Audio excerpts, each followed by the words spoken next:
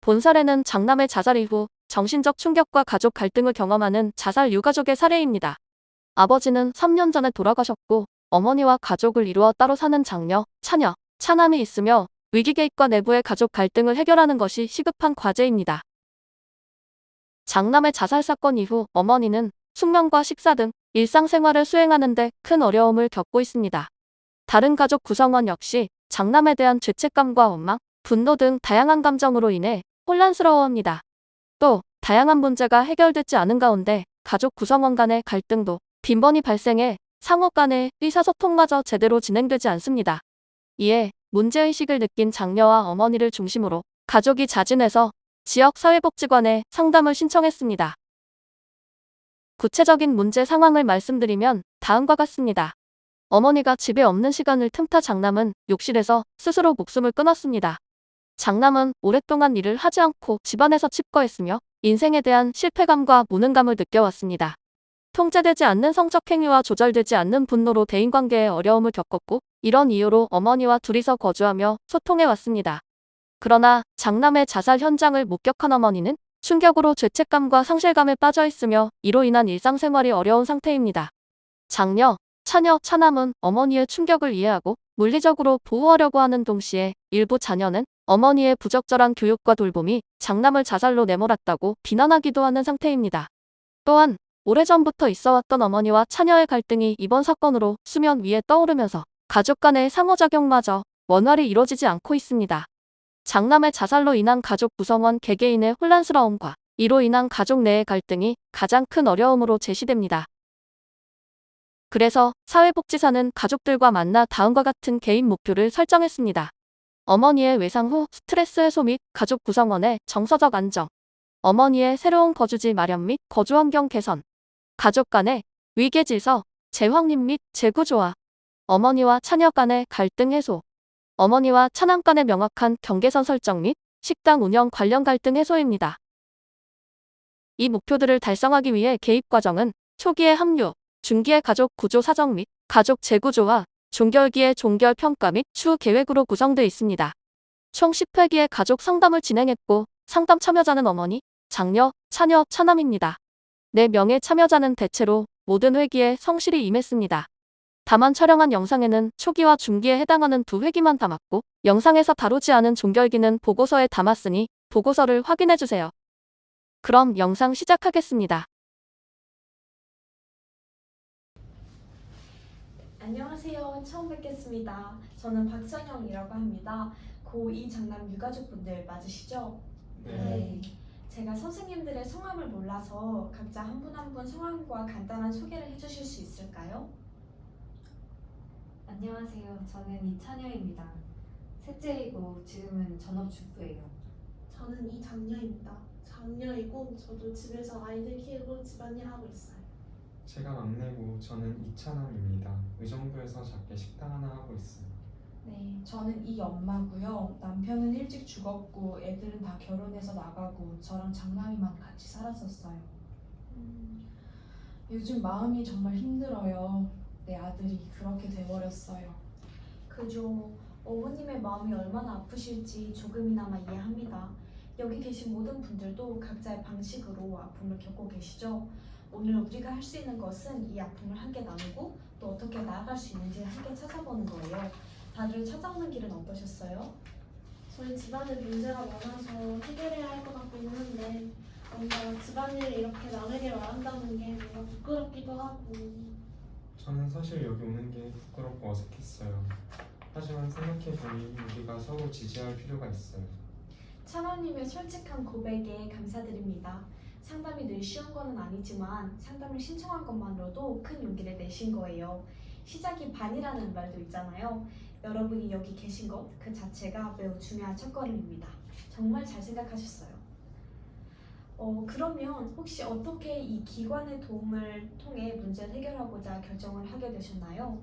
우리 가족이 지금 겪고 있는 문제가 많아요. 지금 엄마도 문제고 언니도 문제고 당장 집은 어떻게 할 건지 이제는 진짜 좀 변해야 한다고 생각해서 제가 도움을 받아보자고 강하게 주장해서 왔습니다. 네, 차주님의 말씀처럼 가족 모두가 변화에 동참하는 것이 중요합니다. 오늘 우리는 가족 간의 소통과 이해를 높이기 위한 첫 단계로 각자가 느끼는 감정, 생각을 공유하는 시간을 가지려 합니다.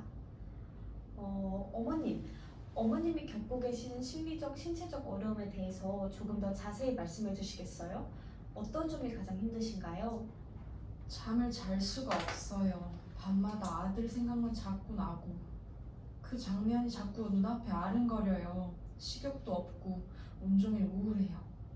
그렇죠. 그러실 수밖에 없을 것 같아요. 또 발생한 지 얼마 안 돼서 충격이 더 크실 것 같아요. 잠은 얼마나 못 주무세요? 평균 몇 시간 정도 주무시는 것 같으세요? 누워있으면 자꾸 무서워져서 TV를 켜놓고 자요. 한 새벽 한두 시쯤 잠들어서 6시, 7시쯤 깨는 것 같아요. 네. 식사는요? 하루 몇 끼 정도 드시나요? 끼니는 아침 한 번, 저녁 한 번. 식욕이 없어서. 거의 몇 숟가락 뜯어 먹는 정도예요. 그죠. 이런 감정은 자연스러운 반응이에요. 하지만 이런 감정을 조금이라도 덜어드리기 위해 천천히 할 수 있는 방법을 같이 고민해봐요. 조금 있다가 더 깊이 있게 이야기를 나눠봐요. 다른 분들은 어떠신가요? 저는 정말 어려워요. 형이 그렇게 된 건 어쩌면 우리 가족이 더 잘해줄 수 있었던 건 아닌지 그런 생각이 자꾸 들어요. 마치 우리 모두의 실패 같아서 그 책임감에 짓눌려요. 저도 비슷한 생각을 해요. 오빠가 얼마나 힘들어했는지 우리가 좀 더 세심하게 살펴봤다면 그런 생각이 계속 들어서 마음이 너무 아파요.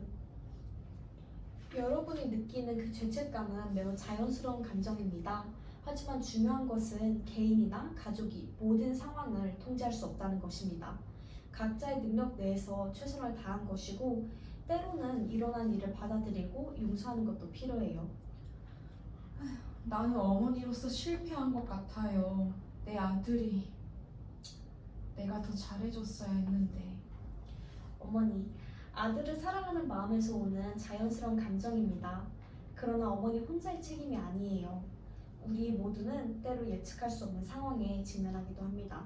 지금 중요한 것은 우리가 이 감정을 어떻게 함께 관리하고 지원할 수 있는지에 관한 것이에요. 맞아요. 죽은 사람은 죽어도 나머지는 살아야지. 아니 원래도 바쁜데 이런 일까지 있어서 짜증나고 답답해요. 이건 짜증낼 일이 아니잖아. 짜증을 느끼실 수도 있어요. 그런데 이 짜증이 감정의 전부인지 생각해 볼 필요가 있어요. 어떤 부분이 짜증나시나요? 아니 사람이 꼭 이런 극단적인 선택을 했어야 했는지 어디 도움을 청하거나 말을 해야지. 그죠. 많이 답답하시죠. 그런데 지금 겪고 있는 감정은 짜증보다는 죄책감과 안타까움 아닌가요? 미리 내가 알았더라면 막을 수 있을 텐데 하는 감정 같아서요. 그럴 수도 있겠네요. 다양한 감정이 동시에 들 수밖에 없을 것 같아요.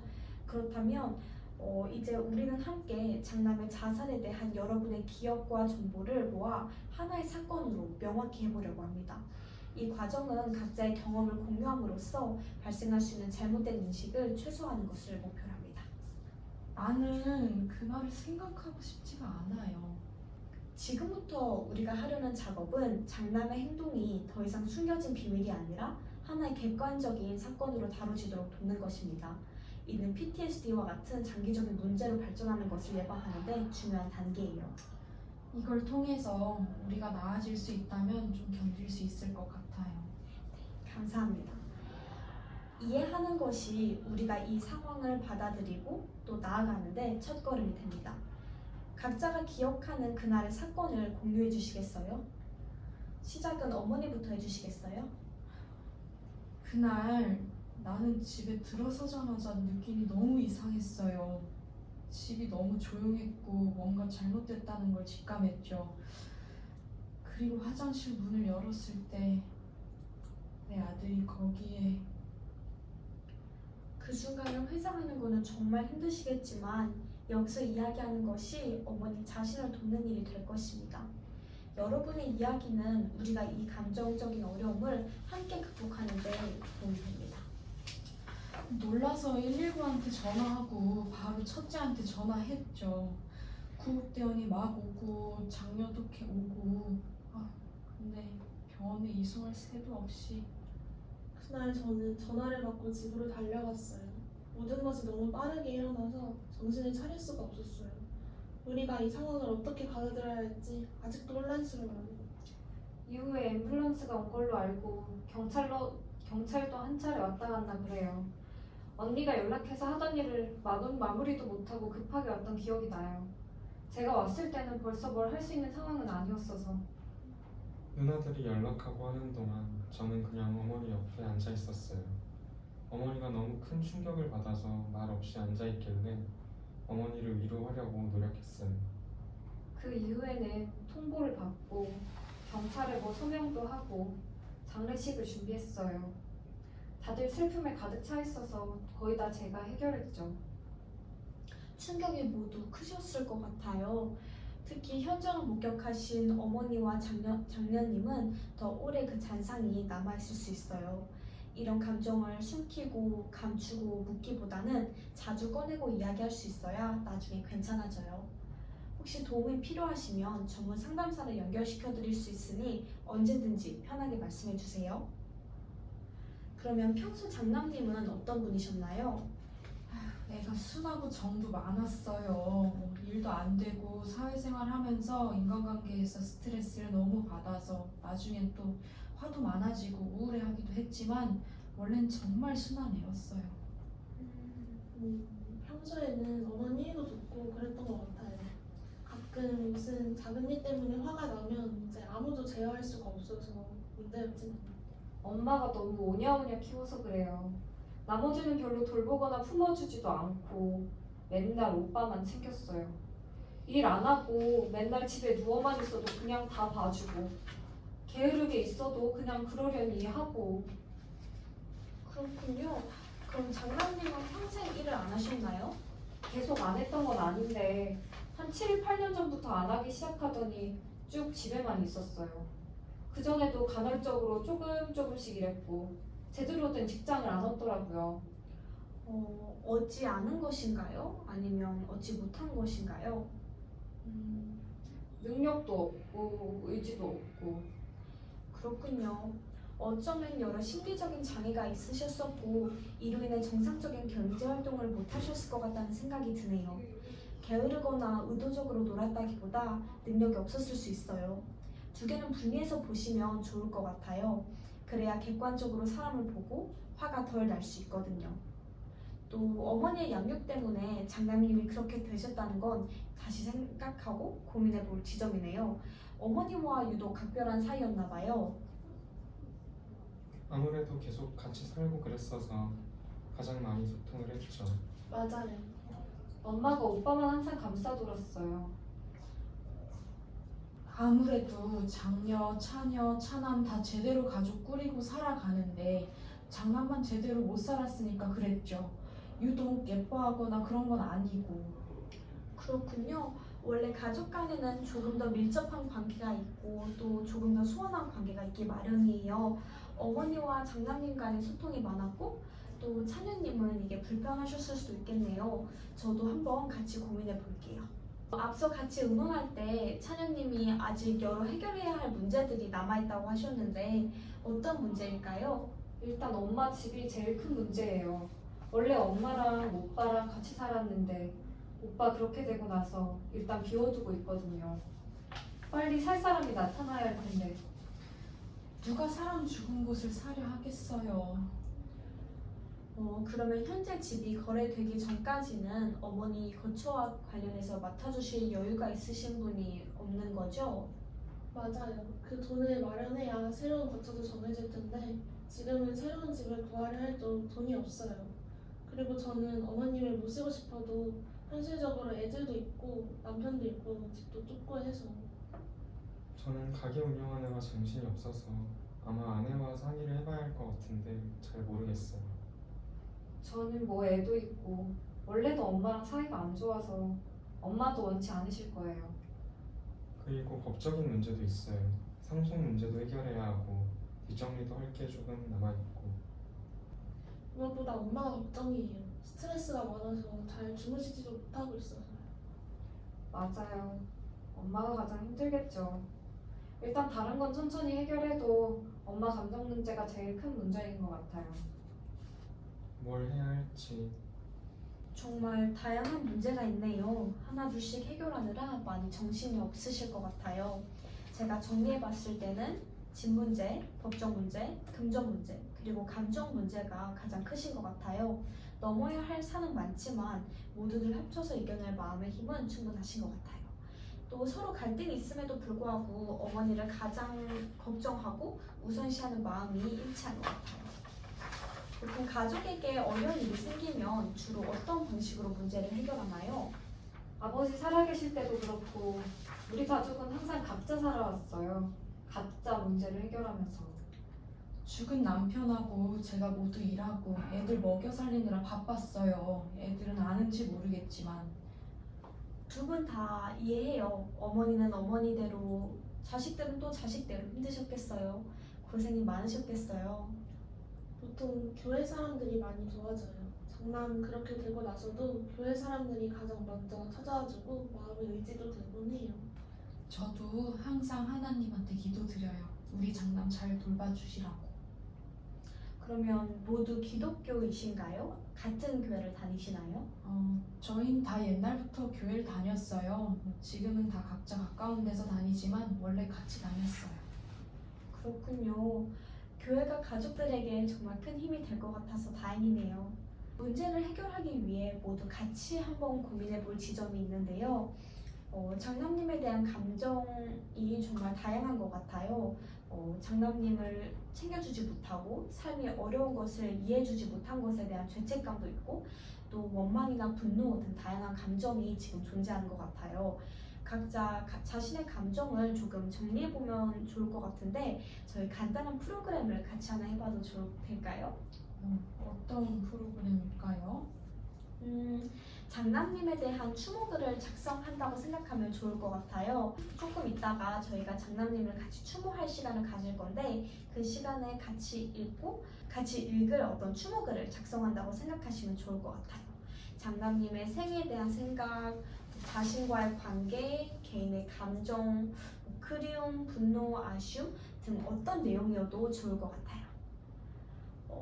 그러면 저희가 오늘 아직 시간이 조금 남았으니까 제가 종이를 각각 나눠줄게요.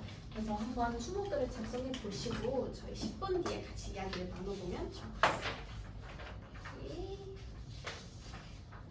부담 가지지 마시고 편히 작성해 주셔요. 그러면 지금 38분이니까 저희 한 50분에 다시 시작을 해볼까요? 네.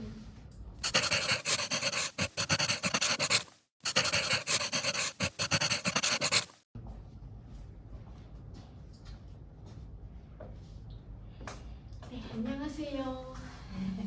다들 잘 쓰셨나요? 이 시간이 각자의 생각과 느낌을 나누는 시간이 되었으면 해요. 혹시 어머니부터 어떠셨나요? 사실 글을 쓰려고 했는데 너무 어렵더라고요. 아들에 대해 쓰려고 하니까 마음이 너무 아파서. 또 마찬가지예요. 뭘 어떻게 써야 할지 시작조차 하기가 힘들었어요. 그냥 생각만 해도 가슴이 답답해져서요. 저는 솔직히 무슨 말을 써야 할지 몰랐어요. 형에 대한 감정이 너무 복잡해서 긍정적인 것만 쓰는 게 이상하게 느껴지고 너무 부정적으로만 쓰면 그것도 아닌 것 같아서. 이해합니다. 모두들에게 쉽지 않은 과제였을 거예요. 사실 이 과제의 목적은 단순히 글을 완성하는 것이 아니라 각자의 감정과 생각을 탐색해보는 시간을 갖는 것이었어요. 감정이 복잡하고 어려운 만큼 이를 표현하는 것 그 자체가 치료적일 수 있어요. 실제로 글을 쓰지 않았더라도 이 과정에서 느낀 감정들을 혹시 공유해 주시겠어요? 저는 사실 오빠에 대한 화가 아직 많이 남아있어요. 그래서 글을 쓰려고 할 때마다 화가 먼저 치밀어 오르는 걸 느꼈어요. 이 감정을 어떻게 해야 될지 잘 모르겠어요. 찬현님의 솔직한 고백 감사합니다. 화는 매우 자연스러운 감정이에요.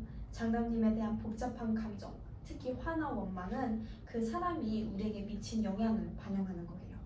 이 복잡한 감정들을 같이 탐색해보고 서로의 감정을 이해하려고 노력해보는 시간을 가지면 좋을 것 같아요. 그러기에 앞서서 저도 추모글을 준비해봤는데요. 제가 여러분과 함께 준비한 추모의 글을 읽어보도록 하겠습니다. 이 글은 장남님에 대한 저의 생각과 여러분이 나눠주신 이야기를 바탕으로 작성했습니다. 고2 장남님께 안녕하세요. 처음 인사를 나눕니다. 저는 이 장남님의 가족분과 상담을 하게 된 상담사입니다. 가족분을 통해 선생님이 어떤 분인지 알게 되었습니다. 선생님은 섬세하고 따뜻한 마음을 가지셔서 어머니의 생활의 동반자, 마음의 친구, 그리고 조카들에게는 따뜻한 삼촌이셨습니다. 그러나 때로는 다른 사람과 관계를 맺고 함께 지내는 데 익숙하지 않아서 어렸을 때에는 동생분을 때리거나 거칠게 대하기도 하고 직장에서는 사람들과의 적응이 어려우셨던 것으로 이해하고 있습니다. 혹시 제 이해가 잘못된 부분이 있다면 가족분을 통해 다시 선생님에 대해 알아가도록 하겠습니다. 때로 가족분과의 대화 과정에서 가족이 돌아가신 선생님에 대해 원망과 서운함을 표현할 수도 있습니다. 그러나 그러한 과정은 우리가 당신을 온전히 이해하고 선생님과 진실한 관계를 맺기 위함입니다. 선생님과 함께하지 못한 아쉬움과 안타까움이 크지만 선생님의 가족과라도 진심 어린 대화, 우정을 나누고 선생님에 대한 깊은 추모를 하고자 합니다. 사회복지사 드림. 정말 고맙습니다. 이 글을 듣고 있으니 아들에 대한 그리움과 미안함이 한층 더 깊어지는 것 같아요.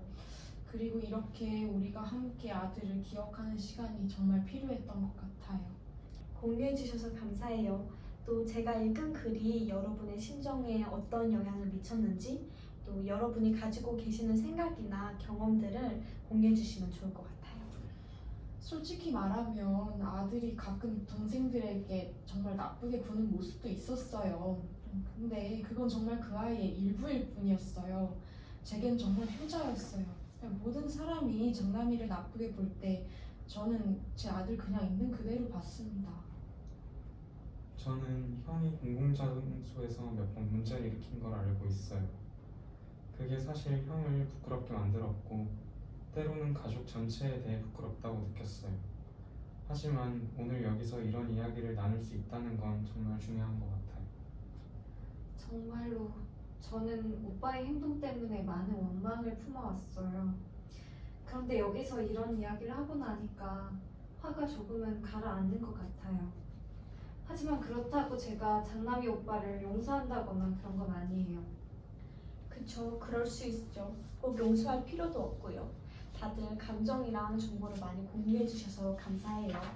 저희 이제 곧 끝날 시간인데요. 오늘 이야기를 들어보니까 또 다양한 문제가 있지만 같이 헤쳐나갈 능력과 의지가 분명하게 보이는 것 같아요. 그래서 저희 오늘부터 시작해서 총 10회차를 진행할 예정인데 다음 주에 같은 시간에 이곳에서 뵙겠습니다. 수고 많으셨어요. 네, 감사합니다. 감사합니다.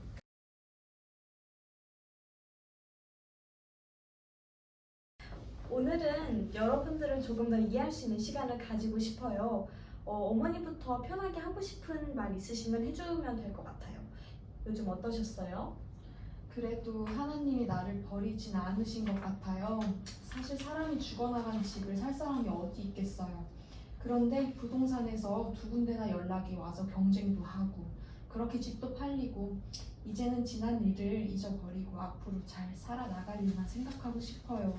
자식들, 손주들에게도 좋은 할머니로 기억되고 싶고.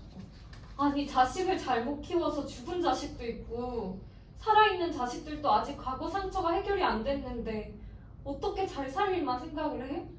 너는 어떨지 몰라도 당시에 난 너희들 밥 먹여 살리느라 최선을 다했단다. 네 아버지랑 그렇게 날마다 싸우고 내 맘이 내 맘 같지 않은 상태에서도 너희 때문에 살았어. 너한테 그런 소리 들을 만큼. 그래서 전에도 미안하다고 여러 번 얘기했잖니. 아니 밥만 주면 그게 엄마야? 자식 마음은 갈래갈래 찢어지게 해놓고 우리 마음 멍들어가는 것도 모르면서 그게 역할을 다 한 거야? 또 엄마는 미안하다고 하면서 전혀 고치지도 않잖아. 난 내 아이들을 생각하면 아무리 노력을 해도 늘 부모로서 미안하고 부족할 뿐이야. 그리고 지금 이런 것도 나만 느끼지, 나만. 언니나 동생은 이게 잘못됐다는 생각도 안 드는 거야? 맨날 나만 뭐라 하지 나머지는 관심도 없어. 두 분 다 지금 많이 흥분하신 것 같아요. 제가 물을 좀 드릴게요. 드시고 차분한 마음으로 한번 얘기해봐요.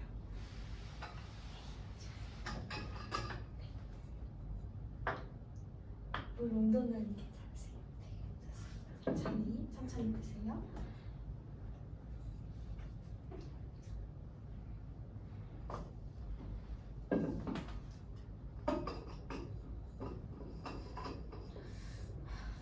우리 식구는 다 문제예요. 다 게으르고 어떻게 그 옛날부터 지금까지 하나도 변한 게 없이 이렇게 사는지 모르겠어요.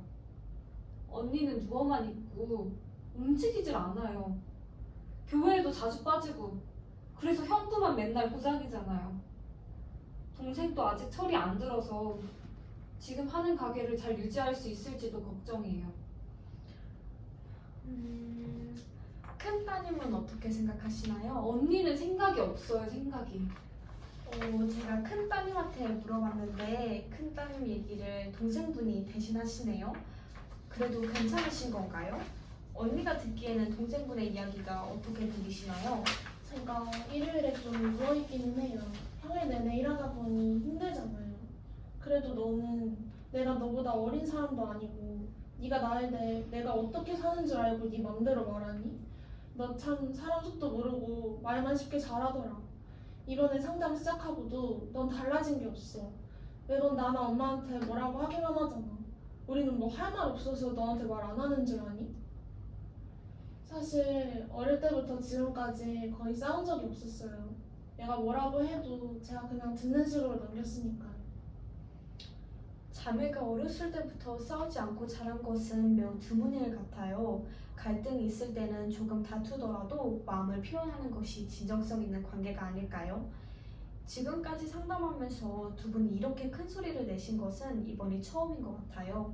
당장은 두 분 모두 기분이 좋지는 않으시겠지만 앞으로 서로 부딪히는 일이 생겼을 때 이렇게 솔직하게 표현하는 것도 관계를 개선시키는 방법이 될 수 있어요. 그동안 저희 아드님 이야기를 많이 못 들어본 것 같은데 장남분이 돌아가신 후 차남분께서 어머니와 함께한 시간이 많아지셨는데 혹시 두 분이 느끼는 이에 따른 어려움이 없으신가요?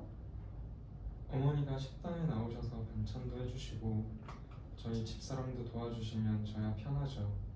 일손도 생기고 저도 어머니를 직접 볼 수 있어서 안심도 된달까?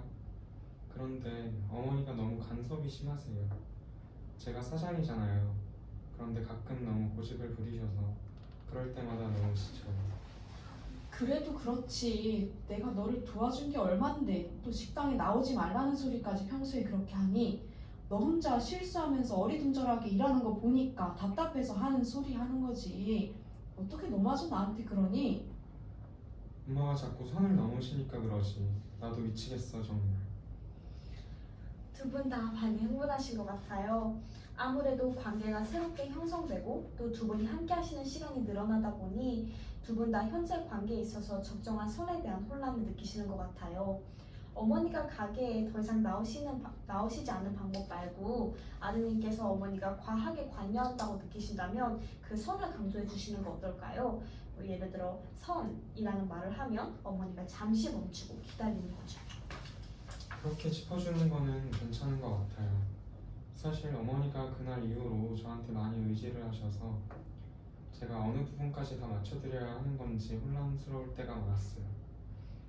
사실 가게에 나오지 말라고 홧김에 말했을 때도 한편으로는 내가 이래도 되는 건지 자괴감도 많이 들더라고요. 그러셨군요. 어머니는 어떻게 생각하세요? 나도 마음이 답답해서 그랬어요. 아들이 자꾸 생각나니까. 가끔은 작은 아들 보면 우리 큰 아들 생각나고도 그래요. 내가 잔소리를 하면 또 얼마나 한다고 그래. 앞으로 줄여 나갈 테니까 식당에 오지 말라는 말은 다시도 하지 말어. 그리고 이번에는 제가 따님분들의 마음을 더 잘 이해할 수 있도록 부담 갖지 마시고 서로 하시고 싶은 이야기가 있다면 속 시원하게 이야기해보는 시간을 가지도록 합시다. 오늘 시작에 두 분이 조금 다툼이 있으셨잖아요. 그때 하지 못했던 말들이 있으면 솔직하게 말씀해주세요. 그 법무사한테 서류 처리를 이전부터 했으면 진짜 끝날 일을 지금까지 질질 끌어서 법무사는 기억도 제대로 못하고 결국은 안 한다고까지 하고 내가 답답해 죽겠어 정말. 내가 안 하려고 한 게 아니라 그게 다 순서가 있는 거야. 차남이랑 나랑 스케줄을 정해서 하려고 했던 건데 네가 불같이 하는 거 따지고 우리 다 같이 해야 하는 입장인데 내가 너보다 어린 것도 아니고 너희 회사 직원도 아닌데 어떻게 나를 아랫사람 대하지 타니? 그리고 엄마 얘기할 때 화내지 좀 마. 앞으로 입조심 좀 해. 어떻게 너는 하고 싶은 대로 말 다 하고 사니? 봐봐요. 일처리들이 이렇게 매사에 우선순위가 없어요. 좀 빠릿빠릿하게 하는 법도 모르고. 너는 항상 우리 가족이 변해야 된다고 말하는데 내 생각에는 차녀 너도 말 좀 함부로 하지 말고 너도 좀 같이 변했으면 좋겠어. 우리도 네가 말한 거 못 알아듣는 거 아니고 다 알아들으니까 우리도 변할 테니까 너도 좀 변하고. 두 분이 많이 흥분하셨죠? 저희 잠깐 쉬고 다른 이야기 먼저 해보고 다시 돌아오면 좋을 것 같아요. 어머니와 둘째 따님분이 또 지난번에 못다한 이야기가 있으셨는데 혹시 그거를 같이 이야기를 해보면 좋을 것 같은데 서로에게 바라는 점부터 이야기를 해볼까요? 제가 바라는 건 돈 많이 벌어서 나한테 뭐 해달라는 거가 아니고 그냥 그 잘 사는 모습을 보고 싶을 뿐이에요. 엄마는 내가 돈 가지고 그런다고. 한 번도 내가 가족한테 그런 모습 보인 적 있어? 그런데 엄마라는 사람이 그런 말을 한다는 게 참 참담한 생각이 들어요. 내가 언제 또 무슨 말을 언제 어떻게 했다고? 아니 나는 좀 가족이니까 좀 잘 살아보고 그러면서 좀 변해보자는 거예요. 그래서 내 시간 쓰고 내 돈 쓰고 내 노력 쓰고 내 열정 써서 가족한테 잘했을 뿐이에요. 그런데 가족한테서 돌아오는 게 너는 생색내고 간섭하고 네가 준 만큼 받으려고 하는 치사한. 남도 날 그렇게 안 봐요. 근데 어떻게 남보다도 엄마가 더 자식을 몰라. 전 이해가 안 돼요. 내가 그랬잖아. 네가 꼭 받으려 하는 애가 아니란 걸 안다고. 어렸을 때부터 그랬어요. 엄마라고 가서 뭐라도 얘기하려 하면 눈도 안 보고 쳐다도 안 봐요. 그러면 난 가치가 없구나 이 생각만 들죠. 아무리 자기가 힘들어도 어린애가 와서 뭐라고 얘기하면 좀 듣기라도 해야죠. 엄마는 아빠랑 싸워서 힘들면 맨날 외가 식구한테만 달려갔어요. 부모가 소리치고 싸우는 집에 버려지는 애들 마음이 어떤지는 신경도 안 쓰고. 너는 그 얘기를 한두 번 하는 게 아니야. 그리고 내가 오죽 힘들었으면 그랬겠니? 아니 몇 번을 얘기해도 못 알아들으니까 자꾸 하는 거지. 난 얘랑 얘기하기도 싫어요. 지 편리한 대로 얘기하는 거예요. 내가 지금 와서 어떻게 지 어렸을 때 못해준 것부터 다시 잘해줄 수가 있겠어요. 자꾸 옛날 얘기 들먹이면서 내 마음에 이렇게 몫을 박는데 내가 뭘 어떻게 해줘야 해요? 자기가 자식한테 어떻게 했는지는 생각도 안 하고 맨날 저 이렇게 모른다, 싫다. 남한테도 저럴 순 없어요. 어머니, 둘째 따님 잠시만요. 가족분, 지금 이 상황에서 누가 가장 힘들게 느껴질까요? 선생님이요. 왜 그렇게 생각하시죠? 엄마 편을 들 수도 없고 동생 편을 들 수도 없고. 맞아요, 저예요. 누구를 편들어야 할지 모르겠어요. 연세가 많은 어머니는 딸의 요구를 감당할 힘도 없는데 자꾸 비난을 받아서 안타깝고 또 둘째 따님은 어린 애기였을 때부터 사랑받고 싶어서 엄마 품에 달려가 보기도 하고 무뚝뚝한 아빠한테 다가가 애교도 부리는 착한 아이였는데 여태껏 그렇게 받아들여지지 않았다니 너무 안타까워요. 그 상처받았을 어린 아이의 얼굴이 자꾸 떠올라 가여워요. 어머니는 안 그래도 연로하신데 생전 마음을 많이 쓰시던 첫째 아드님도 얼마 전에 돌아가셨잖아요. 거기에 대고 따님분이 많은 기대를 거시니 두 분이 부딪힐 수밖에 없을 것 같아요. 그런데 사실 오늘 상담을 시작하기 전에 제가 든 생각이 있어요. 오늘은 둘째 따님한테 내가 혼날 차례구나. 네? 왜요? 그동안 여기 있는 가족이 번갈아 가면서 야단맞는 느낌이었어요. 그런데 오늘은 혼날 사람이 나밖에 안 남았구나. 참 이상하게 제가 둘째 따님보다 나이도 많고 이 상담실도 제가 주로 사용하는 공간인데 제가 따님한테 야단 맞을 수 있다는 불안한 느낌이 들더라고요. 선생님이요? 진심이세요? 네, 그런 생각이 정말 잠깐 스쳐 지나가긴 했어요. 작은 따님께서는 그럴 의도가 없으셨겠지만 저는 이 공간에서 작은 따님의 영향력이 가장 큰 것 같다는 생각이 들었어요. 그래서 오늘은 임의로 작은 따님이 계시지 않았을 때 상황을 가정해서 다른 분들과의 상호작용을 보려고 해요. 다른 분들께서는 지금 작은 따님이 여기 안 계신다고 생각을 해주시고 작은 따님께서는 조금 불편하고 힘드시겠지만 가족들의 대화를 잠시 동안 가만히 지켜봐 주시겠어요? 네, 그럴게요. 감사합니다. 그러면 오늘은 저희 셋만 있다고 생각을 해보고 세 분과 가족들이 서로를 어떤 사람이라고 생각하는지 이야기를 나눠보면 좋겠네요. 어머님은 작은 따님이 어떤 생각이라고 생각하시나요? 작은 딸은 우리를 자기 마음대로 하려고 할 때가 많아요. 그 아이는 어릴 때부터 그랬어요. 작은 딸이 있으면 눈치가 보여서 말을 잘 못하겠네요. 작은 따님에게 불편함을 많이 느끼시는군요. 다른 분들은 어떻게 생각하세요? 큰 따님부터 말씀해 보시겠어요? 엄마 말이 맞아요. 동생은 좀 독불장군 같아요. 제가 언니인데도 늘 저보다 위에 있으려고 해요. 물론 제가 누워있는 시간이 긴 건 맞지만 일일이 지적당하는 게 괴로워요. 왜 그렇게 우리가 하는 일마다 못마땅해 하는지 잘 모르겠어요. 맞아요. 인간은 간섭이 너무 심해요. 우리를 좀 내버려두면 좋겠어요. 세 분께서 작은 따님에 대해 공통적인 생각을 갖고 계시네요. 그간에는 작은 따님과 큰 따님, 또 작은 따님과 어머님, 작은 아드님과 어머님 사이에 크고 작은 갈등이 있는 것으로 보였는데 오늘은 세 분께서 작은 따님 한 분이 가족 전체의 문제라고 생각하시는 것 같아요. 혹시 작은 따님의 행동을 좀 다르게 생각해 보실 수 있을까요, 어머님? 다르게라면 좋은 쪽으로 말인가요?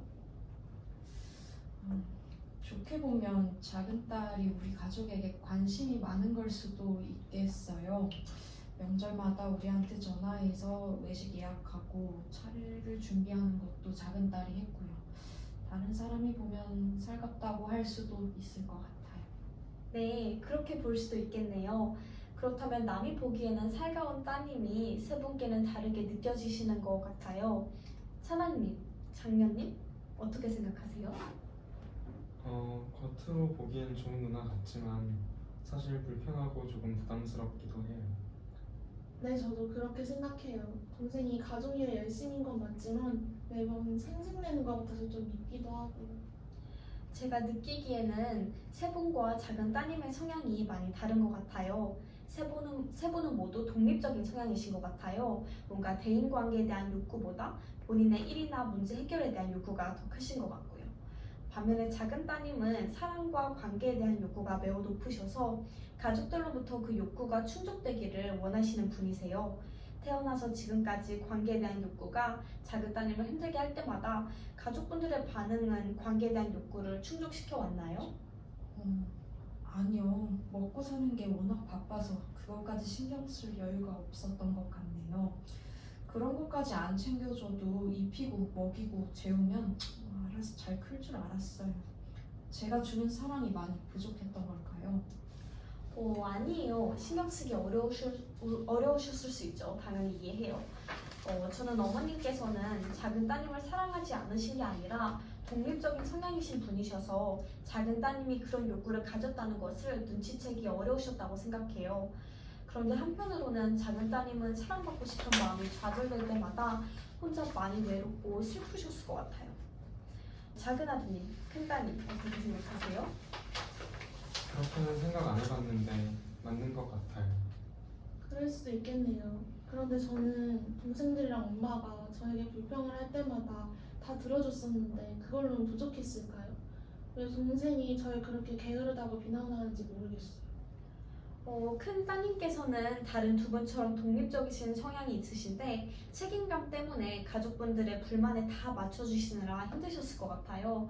작은 따님은 큰 따님께서 항상 누워만 있다, 게으르다 하지만 제가 보기에는 큰 따님께서는 예고 없이 찾아오는 어머님과 또 동생분들의 불만을 여과 없이 받아주시느라 늘상 지치고 위축되셔서 그렇게 행동한 것 같아요. 맞아요. 늘 피곤하고 힘들었어요. 그렇게 말씀해 주시니 제가 잘못했다는 생각이 좀 덜 드는 것 같아요. 다행이네요. 그러면 이번엔 가족분들이 어떻게 서로를 도울 수 있는지 이야기해보면 좋겠어요. 어머님께서는 우리 가족을 어떻게 돕고 싶으세요? 돈이 제일 급하죠. 돈을 벌어서 자식들 부담도 덜고 싶고요.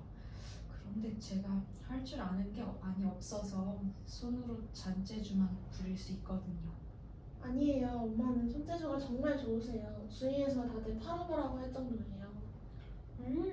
어머님께서 손재주가 매우 좋으시군요. 그러면 혹시 손재주를 이용하셔서 돈을 벌 수 있는 방법이 있을까요? 제 가게 입구에서 가끔 공예품 전시나 판매도 하는데 거기서 팔아볼 수 있을 것 같아요. 정말 좋은 방법이네요. 그러면 어머님께서 작품을 준비해서 판매하신 돈으로 자녀들에게 2만 원씩 용돈을 줘보면 어떨까요? 잘 팔릴지 모르겠지만 할 수 있는 만큼 열심히 해볼게요. 작은 딸도 나한테 처음으로 용돈이란 걸 받아서 저에 대한 미움도 좀 풀고 좋아해주면 좋겠네요. 네, 어머님 잘하실 수 있을 거예요. 상황극은 여기까지로 한번 마무리를 해볼게요. 작은 따님, 저희 대화가 길어졌는데 다 들어주셔서 정말 감사해요.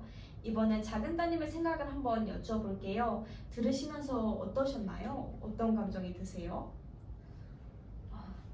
제가 지금까지 생각을 많이 해봤는데요. 제가 아무리 좋고 옳은 일을 해줘도 남들이 요구하지 않는 이상은 아무 소용이 없는 것 같아요. 오히려 전 잘해줬는데 저만 상처 입는 것 같아서 앞으로는 그렇게 하지 않으려고요. 가족들도 그렇고 다른 사람들이랑도 마찬가지예요. 그래서 앞으로는 제가 잘해주면 늘 고맙다, 사랑한다 해주는 제 남편이랑 애들한테만 집중하고 싶어요. 작은 따님께서도 깊은 고민을 하셨군요.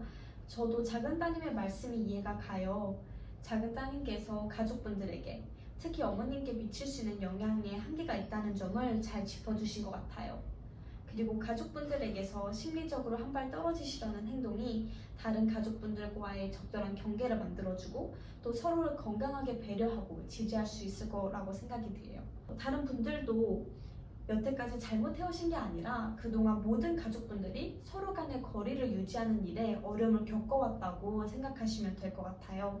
작은 따님의 변화를 계기로 가족분들 사이가 안정되고 편안한 관계가 될 수 있을 거라고 봅니다. 제가 보기엔 작은 따님께서 겪어오신 상처가 앞선 저희의 어떤 대화 주제와도 연결이 되는데요. 어머님, 혹시 아까 나눈 대화 중에 좀 인상 깊었던 게 있을까요? 저랑 작은 딸이 다른 사람이라고 했던 게 좀 기억에 남아요. 저는 좀 독립적인 사람이라고. 네, 가족분들 간의 어떤 차이에 대해서 이야기를 나눴죠. 다시 말씀드리자면 다른 가족분들은 독립적이고 관계에 대한 욕구나 사회적 민감성이 낮은 반면에 작은 따님께서는 관계 욕구와 사회적 민감성이 높으신 분인 것 같다는 생각에 모두 공감을 했어요. 혹시 저는 둘 중 어떤 유형일 것 같으세요? 두 번째 유형이실 것 같아요. 작은 유형처럼. 네, 맞아요. 저는 작은 따님과 같이 관계 욕구와 사회적 민감성이 높은 유형이에요. 그래서 작은 따님이 다른 사람들로부터 특히 소중한 가족들로부터 얼마나 오랜 시간 동안 서운함, 슬픔, 외로움을 겪어오셨을지 잘 알 것 같아요. 또 작은 따님이 생각하시기에는 어떠세요? 맞아요. 그동안 저 혼자 너무 힘들었어요. 아무도 절 이해하려는 시도조차 하지 않는다고 생각했어요. 네. 작은 따님께서는 또 가족분들이 이해하려는 시도조차 하지 않았다고 느끼셨군요. 하지만 제가 보기에는 작은 따님과 가족분들의 성향이 무척 달라서 작은 따님이 무엇을 필요로 하셨는지 알아채지 못하셨기 때문에 그렇게 행동해 오셨던 것 같아요. 그럴 수도 있겠네요. 그럼 제가 좀 더 솔직하게 바라는 일을 이야기하면 될까요? 좋은 생각이에요. 작은 따님의 마음을 가족 중 가장 잘 헤아려 줄 수 있는 사람은 아마 큰 따님이실 겁니다.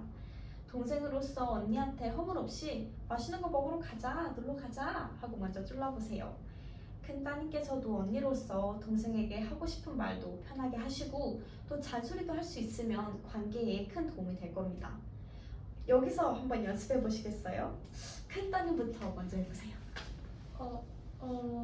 찬이야, 넌 내 동생이니까 언니한테 고민이나 필요한 거 있으면 말해도 돼.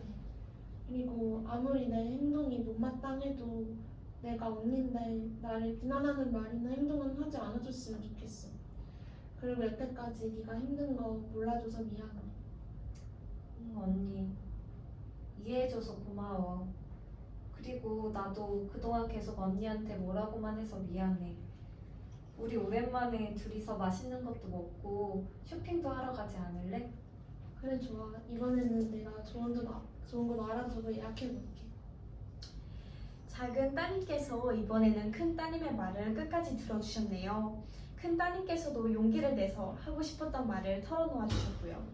앞으로도 이렇게 서로의 이야기를 끝까지 들어주시면 좋겠어요. 그리고 오늘도 잘하셨지만 앞으로 하고 싶은 말이 있을 때 나를 주어로 나는 어떤 것 때문에 이런 기분이 들었어. 그러니 이렇게 해줬으면 좋겠어. 라는 식의 나 전달법을 쓰시면 더 도움이 될 거예요. 작은 아드님께서는 어떻게 느끼셨나요? 누나들이 저렇게 편하게 대화하는 건 오랜만에 봐요. 늘 작은 누나는 소리 지르고 큰 누나는 무시하는 게 일상이었는데 이 기회에 엄마도 누나들도 저도 서로 감정을 내려놓고 얘기할 수 있게 되면 좋겠어요. 네, 저도 그렇게 되면 좋겠어요. 그러려면 어머님과 작은 따님 사이에 생긴 감정의 골부터 풀어나가야겠죠. 작은 따님, 아까 어머님이 어떤 유형의 사람이라고 말씀드렸는지 기억나세요? 그 관계에 있어서 덜 민감한 사람이라고 말씀하신 것 같아요. 네, 맞아요. 어머니께선 독립적이고 관계 욕구도 적고 또 사회적 민감성이 낮으세요. 사실 이런 어떤 성향은 기질적으로 타고난 부분이 많습니다. 작은 따님께서 원하시는 방식대로 어머님께서 변화하시기는 어려울 거예요. 어머님이 변하길 바라는 기대는 이제 좀 놓아주시면 어떨까요? 네, 노력해 볼게요. 좋아요. 대신 언니분께 더 의지해보세요. 집안에 일이 있으면 혼자 해결하려 애쓰시는 대신 큰 따님께 연락해서 도움을 요청해보시면 좋겠어요. 네. 그러면 오늘도 여기서 이렇게 마무리를 할 건데 저희 똑같이 다음 주에 같은 시간에 같은 장소에서 뵙겠습니다. 안녕히 계세요. 감사합니다.